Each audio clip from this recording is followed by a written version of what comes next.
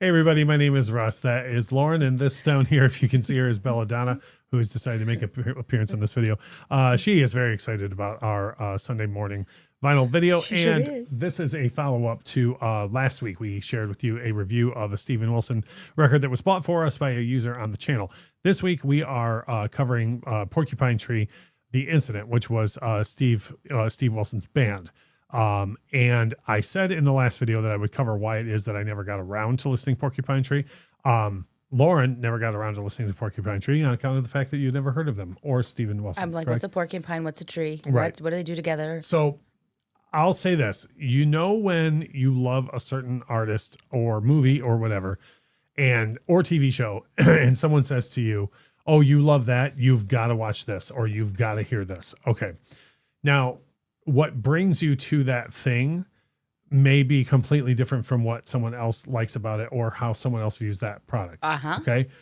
And oftentimes I have found that particularly with music, when someone says, oh, you love this, well, you're going to love this. I have found that I like something different about that than what they think. Sure. Now, furthermore, since Porcupine Tree has been around, everyone on planet Earth who's ever heard of them has said to me at some point, oh, you love Pink Floyd, you got to hear Porcupine Tree. And I say this with no way to be like a hipster or I'm cooler than them or whatever, but Pink Floyd has so many different layers and sounds, and that's before you worry about like just the sound, either the eras, the difference between the Sid led music, Roger, David. And then within each of those pockets, there's so many different things. So I've always hesitated because I always thought, well, what you might like about Pink Floyd or what you find similar to this, I might not. And I never wanted to listen to them and then go, not my Pink Floyd. Yeah. I know. I get it. This got sold to you wrong. Yeah. Well, it's like, and I hate to keep making the movie analogy, but we'll use, and I'm sure there's going to be comments that are like, you're crazy. Do you know that movie Old School? I do. Okay. Everyone I know saw that movie before me, and everyone told me it was the funniest thing that's ever happened. It is not. I watched it like a couple of times, and it was funny, but it wasn't. I think I would have found it funnier on my own if I hadn't been oversold it. Right. Yep. I know that feeling. And that's how I feel about this. Like everybody I know who's, oh my God, you got to hear Porcupine Tree. And I'm like, nope. No, because I don't want to go back to somebody and go like, oh, that thing you like is terrible. Or I don't, oh, hey, did you listen to them? Yeah. What did you think? You're an idiot. So I just kind of took myself out of that conversation for a long time. And then when Steven Wilson put out solo stuff, people start well, he's the guy from the Porcupine Tree. I'm like, no. So enter a viewer of the channel who said, well, I'm just going to buy these LPs for you. And I don't think we've ever discussed Steven or Porcupine Tree on the channel. So I think this is just an interesting, hey, do you guys own this? No, here it is. Yes, I shall thrust them upon you. Right. So first of all, thank you very much to the viewer of the channel for shooting those albums our way. That's awesome. Definitely not something anyone needs to do. I will say this though, one way that you can help the channel without needing to buy us anything at all is to hit the like button. Like we're going to talk through what we think of this vinyl pressing of Porcupine Tree, The Incident. If you like anything we have to say, or you just like people talking about records, or if you like that pretty lady right there, or this devastatingly handsome man right here, just hit the like button. It's free. And all it does is help the channel grow in the algorithm. So, usually when we talk about records, we talk about packaging, sound, and price and value. So we're going to have a different way to look at some things on this. The packaging, I feel the same way about this that I talked about in the Steven Wilson video. It's like, I'm not mad. I'm just disappointed. It's just very plain Jane, which is not something that or at least I'm not used to seeing for a prog rock or we'll get into the sound more later, but he's one of those guys that really takes care with all of it. I mean, you don't get to remix and remaster Pink Floyd stuff without being at the top of your game with audio. And it just, it's one of those things that in my opinion, goes with the territory. Like you always just get nicer packaging or whatnot. Now there were things that I liked about the inside, like some of the the lyrics and everything, but like the artwork and everything, I thought, at least while we were listening to the record, I thought went well with it. I just was kind of surprised. And again, Lauren said this in last week's video, and it's 100% true. I always say, you don't play the cover. So like you could give me this in 2 brown paper bags and whatever, but it's more like I was expecting it to be a little more in depth because of the genre. Yes. I will just say the font inside is very small. Right. Yeah. The lyrics are there. I was recently stricken tiny. with needing reading glasses, and even I was like, "Holy cow!" Even with my reading glasses on, that's really small. Yeah. As far as the sound goes, the sound of the LP, I mentioned this in the Steven Wilson video.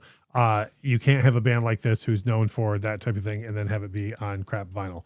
It has happened before. There's been bad strings and bad pressings, and every single time people lose their mind because fans of bands of this ilk are always all about the audio quality. Before you find more people in this area, in this space, being active listeners, and every little pop, click, warp, groove that's too close together messes that up.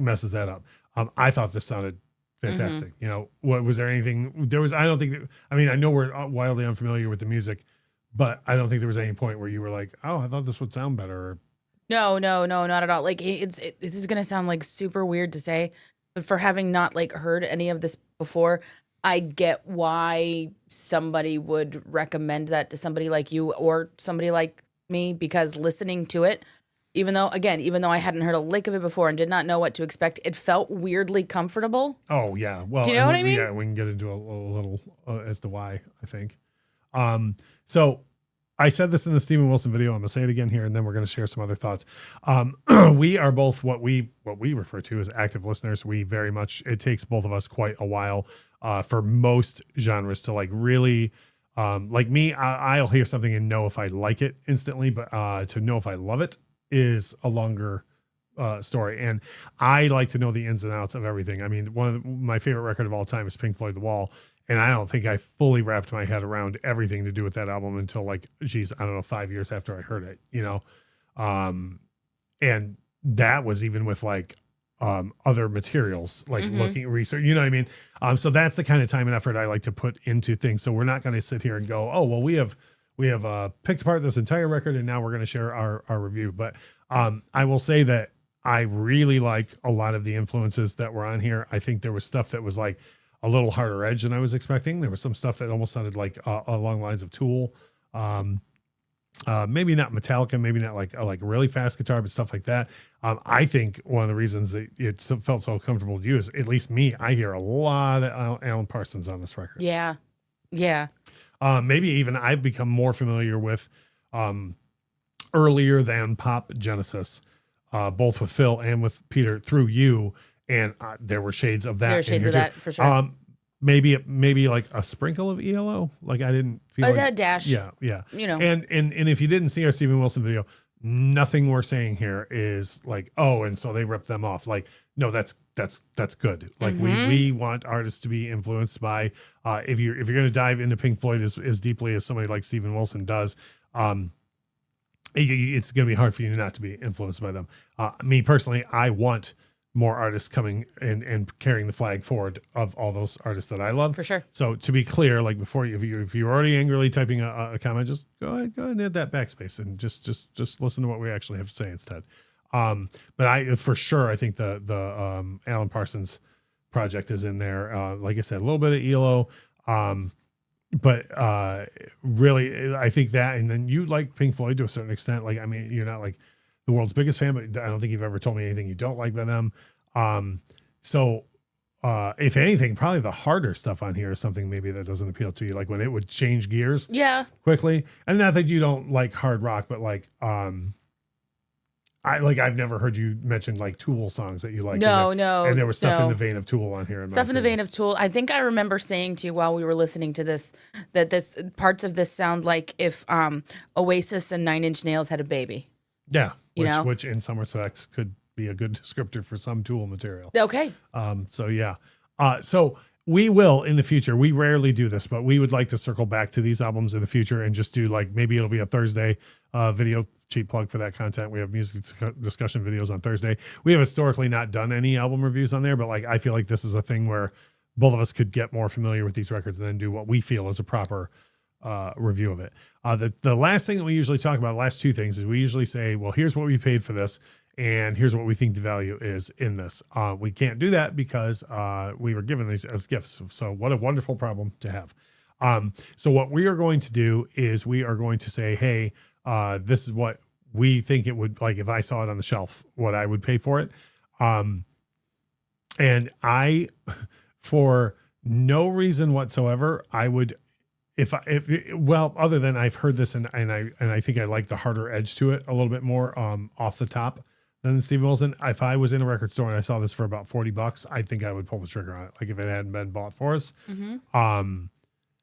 because there's more of a prog rock, feel to this to me, where, which is closer to like what I do like about Pink Floyd. Like the way I can describe it, if you're familiar with The Wall, is the first side of The Wall, how it goes through so many, like it starts out with In the Flesh, which is super hard rock, and then it goes right to a piano ballad, and then to a mid-range, I don't even know what you call Brick in the Wall Part 1. I mean, it's a rock song, but it doesn't have drums or anything, but it shifts gears so many times. I like that about Pink Floyd. And this record, I think, does that, and it does it well. I don't think in my initial listen, I don't think there was anything that I thought, well, that's there for the sake of being there, or, oh, look, they're gearing up now because it's been 2 minutes, and you know what I mean? Like, Yep. I liked, yeah. So, so if you walked into a record store based on what you've heard so far, would you pick it up, or would you say, oh, I got to hear that more before I buy it? I will say that I feel like I would have to give this less time than the. Yeah. Oh, I think so. Yeah. Because of, again, what it, there's enough on here that sounds I like that, first blush. I like this a little bit more. So with that, watch last week's video, see what I said I would have paid for the Steven Wilson album, and I will say a $37.99. Oh my. So not a penny above though, not $38. No. Okay. It's good to know. Like I said earlier in the video, we are going to circle back to this at some point and do a album review on it to get a little more in depth. Thank you once again to the viewer who decided that we needed to own these records and sent them our way. If you have something that you want us to review on the channel, buy it for us. No, just kidding. Just leave a comment and let us know what you want us to review. And if we already own it, we'll get to it. If we don't already own it, we'll take a look and see if it's something that we might want to buy. But like I say, without any sort of exchanging of gifts whatsoever, the only thing I ask you to do on our channel is hit the like button, which is free, and it helps us grow the channel. If you want to hit the subscribe button, we got 3 videos every week, and vinyl is just one thing that we do on the channel, but it's all music discussion. We are going to have a new music discussion video every Thursday and a new reaction video every Saturday. So if you subscribe and hit the notification bell, you'll know when all of those comes out. That is Lauren. My name is Russ. As we always say, thank you so much for watching.